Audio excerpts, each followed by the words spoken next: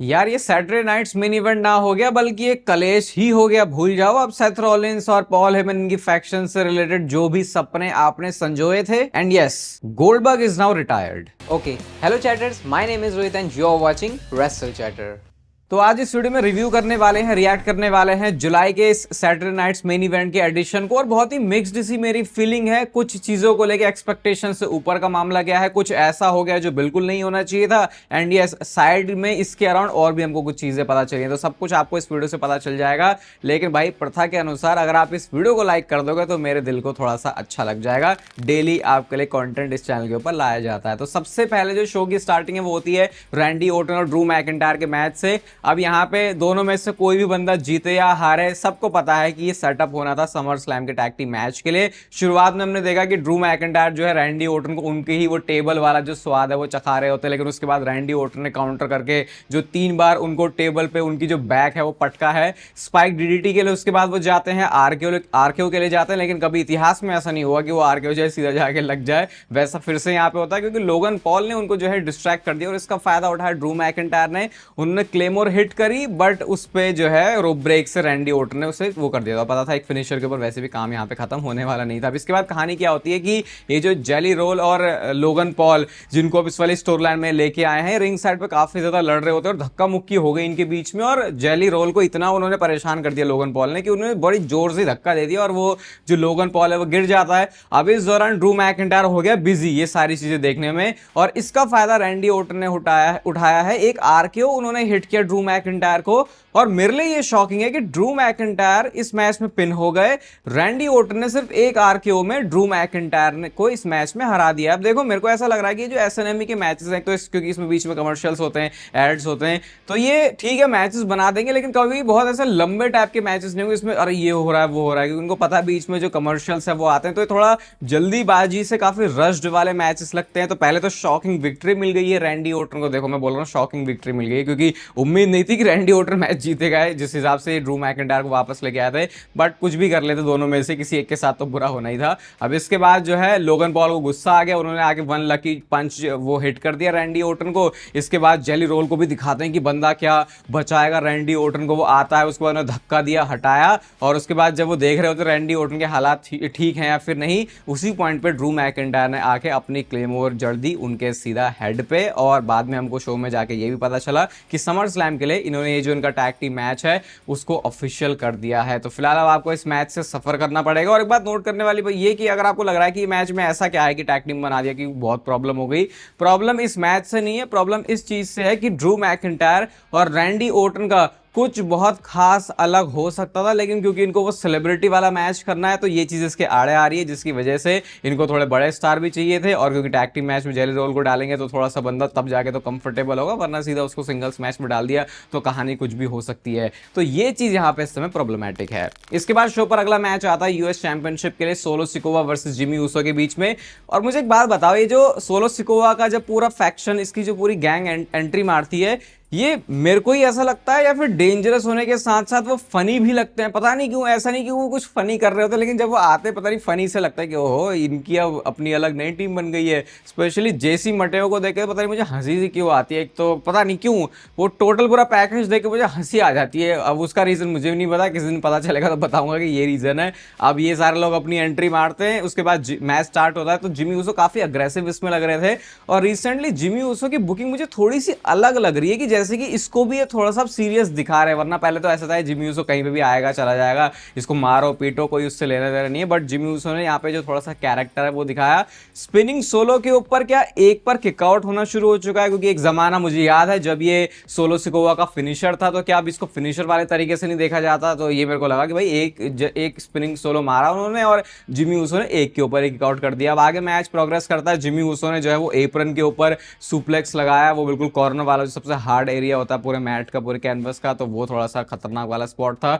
Jimmy Uso ने splash hit किया, solo Sikoa ने उसके ऊपर किकआउट कर दिया। अब फिर से स्पिनिंग सोलो वो मारते हैं और उसके बाद स्पाइक के लिए जाता है, लेकिन काउंटर हो जाता है और सोलो सिकोवा ऐसे भगे कि टाला टोंगा को छोड़ के सबके ऊपर ही जिमी ऊसो गिर जाते हैं। और उसके बाद टाला टोंगा भी जब आया तो उनके मुंह पर उन्होंने लात मारी, बट इसका फायदा सोलो सिकोवा ने उठा लिया। बिल्कुल ऐसे रोप्स के उधर साइड से ही उन्होंने उल्टा करके पिन कर दिया और उसमें असिस्ट करवा दिया टाला टोंगा ने, जिसकी वजह से यहाँ पे चैंपियनशिप जो जो है रिटेन हो गई है सोलो सिकोवा की। तो जो मैंने बोला कि मैच में जिमी ऊसो का भी थोड़ा सा तो दम दिखाया उन्होंने, ऐसा नहीं था कि बिल्कुल उसे रेल दिया, क्योंकि जो जीते भी हैं सोलो सिकोवा वो इस तरीके से जीते हैं। मैच के बाद भैया ठुकाई सुताई बहुत बढ़िया करके हो रही थी जिमी ऊसो की, बट उसके बाद रिटर्न हो जाता है जेकब फाटू का। और जेकब फाटू वैसे ही इतना ज्यादा केओटिक और पागल सा बंदा है, और सोचो जब वो गुस्से में भरा पड़ा है तो जब उसकी एंट्रेंस होगी तो क्या हालात होंगे। सबसे पहले तो जेसी मटेओ और टोंगा लोआ को उन्होंने मारा। उसके बाद हमने देखा कि डब्ल्यूडब्ल्यू ने एक मूवमेंट दिया हमको प्रॉपर कि अब टाला टोंगा है और उसके सामने जेकब फाटू है, अब ये क्या करेंगे। तो पहले तो जेकब फाटू को गिरा दिया टाला टोंगा ने, लेकिन उसके बाद उन्होंने उनको बाहर करके और सबके ऊपर डाइव भी लगा दी, और उसके बाद उनको भागना ही पड़ जाता है। तो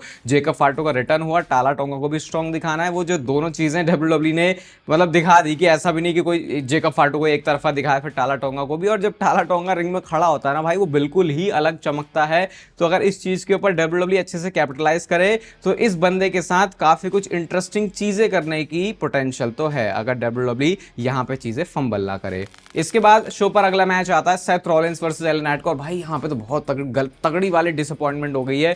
ये मैं मैच की बात नहीं कर रहा, ये मैं बात नहीं कर रहा कि ये स्पॉट नहीं था वो नहीं था, या रोमन का रिटर्न नहीं हुआ, वो तो ऑब्वियसली 50-50 वाला ही मामला था, लेकिन उससे भी कुछ भयानक और खतरनाक हो गया है। एलन नाइट गुस्से में आते हैं शुरू में, क्योंकि भाई इनका काफी अग्रेशन था, टेबल पे वो सिर फोड़ रहे हैं, फ्रॉग स्प्लैश हमने देखा, एल्बो ड्रॉप देखा, उसके बाद सेथ रॉलिंस का बकल बॉम्ब देखा, एंड देन जो सीक्वेंस आता है वो बहुत ज्यादा भारी पड़ गया सेथ रॉलिंस को। फ्लाइंग सेंटॉन उन्होंने मारा, और उसके बाद वो स्प्रिंग बोर्ड मून सॉल्ट करते हैं, लायन सॉल्ट जैसे जैसे क्रिस जेरिको हिट करते थे। लेकिन जब वो लैंड करते हैं अपने पैरों पे, जो कि लैंडिंग तो स्मूथ दिख रही है, लेकिन उनकी जो नी है वो इंटरनली थोड़ी सी ट्वीक हो गई, और जैसे ही वो हुई बिल्कुल पैर पकड़ लिया सेथ रॉलिंस ने, और उसके बाद वो साइड में लग जाते हैं। मेडिकली डॉक्टर से वो बात कर रहे होते हैं, और कई बार ऐसे स्पॉट हमको डब्ल्यूडब्ल्यू के मैचेस में दिखते हैं कि वो कई बार ऐसे इंजरीज सेल कर रहे होते हैं चीजों को, बट यहाँ पे ये कोई सेल नहीं था, ये लेजिट प्रॉब्लम हो गई है सेथ रॉलिंस के साथ। और इस मैच का जो फिनिश है ये ऐसा नहीं होना था, बट अभी ऐसा करना पड़ा, और एंड में जाके फिर एलन नाइट ने बीएफटी हिट किया, पिन किया। देख के साफ लगेगा कि ये कोई मैच का फिनिश नहीं जो डब्ल्यूडब्ल्यू ने प्लान किया, बट क्योंकि अब ऑब्वियसली सेथ रॉलिंस कंपीट तो कर मतलब मैच वो आगे लेके जा नहीं सकते अपने, जब उनकी नी 100% क्या भाई उसकी तो बैंड बज गई है, जिसके बाद एलन नाइट को ऑब्वियसली विक्ट्री मिल जाती है। एंड देन जब सेथ रॉलिंस वहां से जा भी रहे होते हैं तो भाई उनको सपोर्ट की जरूरत पड़ती है, और बाद में ये भी पता चला कि ये जो इंजरी है वो लेजिट है, और अब ये वो प्रॉब्लम है जो सेथ रॉलिंस को उनको पूरे डब्ल्यूडब्ल्यू के करियर में खाई है। एक बार पहले भी उनको नी इंजरी हुई थी, और उनको छोटा मोटा चलता ही रहता है इस नी से रिलेटेड, बट अब ये क्योंकि अगर आप देखोगे लैंडिंग तो उसमें ऐसा कुछ नहीं था कि बहुत विजिबली आपको दिख जाएगा कुछ मुड़ा है, बट वैसे देखो भाई प्रॉब्लम हो जाती है, और वो हो गई है सेथ रॉलिंस के साथ में। तो अब पता नहीं अब यहाँ से क्या होने वाला है। हम तो कहाँ इतने एक्साइटेड थे कि भाई अभी सेथ रॉलिंस की स्टोरी लाइन चल रही है, ओरेकल बना है पॉल हेमन, अब ये फैक्शन बन के क्या करेंगे, फिर ये इस चीज को सेटअप कर रहे हैं रोमन रेंस के रिटर्न के लिए, फिर रोमन और सेथ का पंगा, फिर हमको रेसलमेनिया तक की कहानी दिखेगी। अब पता नहीं ये कितना सीरियस है, कितना इसमें टाइम लगेगा। भाई उम्मीद यही कर सकते हैं कि अगर मैक्स भी आउट हो रहे हैं सेथ रॉलिंस तो यार 2-3 महीनों तक के लिए, लेकिन कुछ कह नहीं सकते। ये तो शायद मैं आपको आने वाली वीडियोस में बताऊंगा कि क्या है वो सेथ रॉलिंस की सिचुएशन। तो ये तो गड़बड़ सा हो गया, मतलब मैच का मैं सरप्राइज या कुछ एलिमेंट छोड़ो, इस मैच की वजह से लेने के देने जरूर पड़ गए। बस यही होप कर सकते हैं कि सेथ रॉलिंस जल्दी से ठीक हो जाए, क्योंकि इस समय उनकी स्टोरी लाइन में तो बहुत ज्यादा जरूरत है। अब आता है शो का मेन इवेंट जो कि था गुंथर वर्सेस गोल्डबर्ग के बीच में वर्ल्ड हेवीवेट चैंपियनशिप के लिए मैच। और भाई क्या खतरनाक ऑरा फील होगा आपको गोल्डबर्ग की एंट्रेंस पे। सबसे पहले तो क्राउड की तरफ से जो चैंट लग रहे थे, पता नहीं मुझे कि वो घुसेड़े जाते हैं, लेकिन नहीं, ये मुझे तो जो आज वाले चैंट है वो देख के कहीं से भी ऐसा नहीं लग रहा था कि जैसे कि डब्ल्यूडब्ल्यू को कुछ और लाउड करने की जरूरत है। वो लेजिट वहां पे क्राउड के चैंट थे।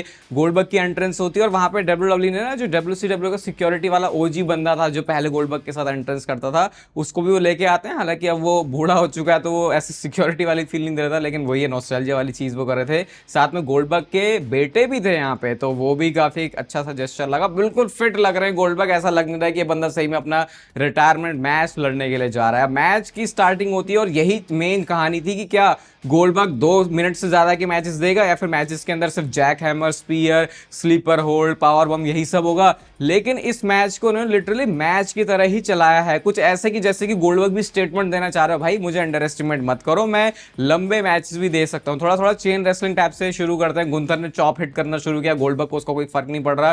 गोल्डबर्ग ने उसके बाद क्लोज लाइन मार के उनको गिरा दिया, वो पंचेस हिट कर रहे हैं। गुंथर ने भी क्लोज लाइन मारी और वो टॉप रोप पे जाते हैं, लेकिन वहां से पकड़ के गोल्डबर्ग ने गुंथर को नीचे भी गिरा दिया। तो अपनी जो स्ट्रेंथ है, अपनी जो पूरी जोर आजमाइश है, वो भी हमको पूरी गोल्डबर्ग की तरफ से दिख रही है। इसके बाद गोल्डबर्ग स्पीयर के लिए जाते हैं, लेकिन गुंतर हट गए। आप गोल्डबर्ग को लगा भाई तू हट जा, मैं तुझे जाके जहां तू जाएगा वहीं जाके फोड़ूंगा। वो फिर स्पीयर के लिए जाते हैं, लेकिन इस बार फिर से गुंतर हट गए और बैरिकेड पे जाके पूरी तरीके से क्रैश कर जाते हैं गोल्डबर्ग। जिसके बाद कमर्शियल आता है और ये थोड़ा सा अजीब भी लग रहा था कि यार अरे रिटायरमेंट मैच चल रहा है उसमें कमर्शियल आ रहा है, तो वो WWE स्पॉट भी, क्योंकि फिर को मैच भी उस हिसाब से स्ट्रक्चर करना पड़ता है कि अच्छा ऐसे ऐड आएगा तो इस मोमेंट पे हम ये वाला स्पॉट डालते हैं। कमर्शियल से जब हम लोग वापस आते हैं तो गोल्डबर्ग ने अपना एक स्पाइन बस्टर भी हिट किया और उसके बाद उन्होंने ऐसे सेल किया कि उनकी जो नी है उसमें प्रॉब्लम होनी शुरू हो चुकी है।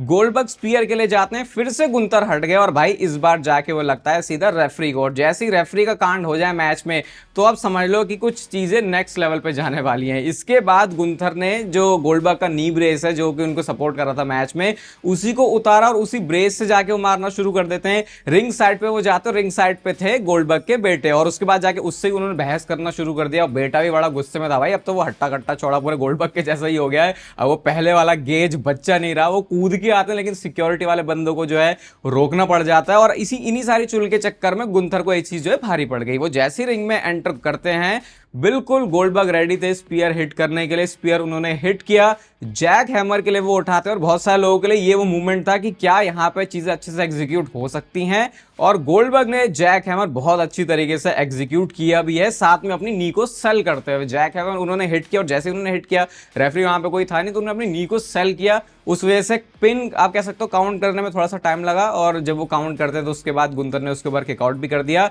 अब यहां से जो क्राउड, जो पूरा माहौल बन गया था, लिटरली ऐसा लग रहा था कि लोग सपोर्ट ही कर रहे हैं कि जैसे गोल्डबर्ग के मैच जीते। बट उसके बाद जो है गुंथर ने पकड़ लिया बुरी तरीके से स्लीपर होल्ड में, गोल्डबर्ग को छुड़ाने की कोशिश करी लेकिन वो इनफ नहीं थी।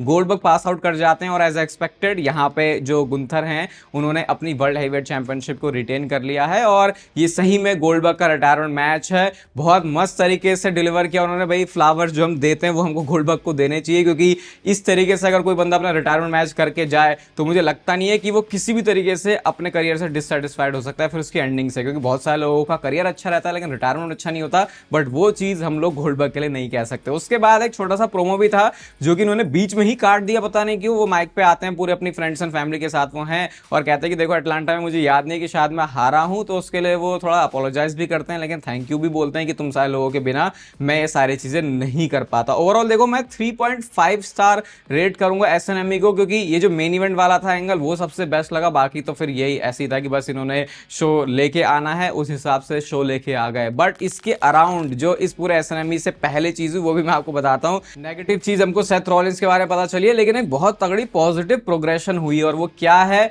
वो है ये पॉल हेमन का ट्वीट। जैसे कि आपको पता है आज है 12 जुलाई जो कि होती है जन्म की तारीख ब्रॉक लेसनर की, तो इस मौके के उपलक्ष्य पर पॉल हेमन ने उनको जन्मदिन की बधाइयां दी हुई हैं। इसके ऊपर 27,000 ऑलरेडी लाइक्स भी हैं और ये एक तरीके से पूरा स्टैब्लिश करता है कि ऐसा कहीं से भी नहीं है कि ब्रॉक लेसनर के नेम को अवॉइड किया जा रहा है। इवन कुछ तो मैंने ये भी देखा कि जो एक उनकी टी शर्ट है शायद वो भी दोबारा से वेबसाइट को, उसके बारे में मुझे नहीं पता वो कितना कंफर्म है क्योंकि मैंने ना पहले वेबसाइट जाके देखी, लेकिन ये पॉल हेमन का उनको विश करना एक बहुत बड़ी चीज दिखाता है और मे बी आगे ये किसी पॉजिटिव वे में लीड कर सकती है। क्योंकि अब ये कोई वीडियो नहीं है जो कि WWE ने पोस्ट करी है समर स्लैम की, ये एक पूरा डेडिकेटेड पोस्ट है ब्रॉक लेसनर के लिए पॉल हेमन की तरफ से। लेट्स सी आगे जो चीजें वो कैसे जाती हैं। बाकी एसएनएमई के बारे में आपके क्या थॉट्स है वो बताना। ये वीडियो यहां तक देख रहे हो पक्का अच्छी लगी है तो लाइक कर देना, चैनल को सब्सक्राइब कर दो ऐसे और WWE से रिलेटेड कंटेंट के लिए। बाकी तब तक फिर लेते रहो जिंदगी के मजे।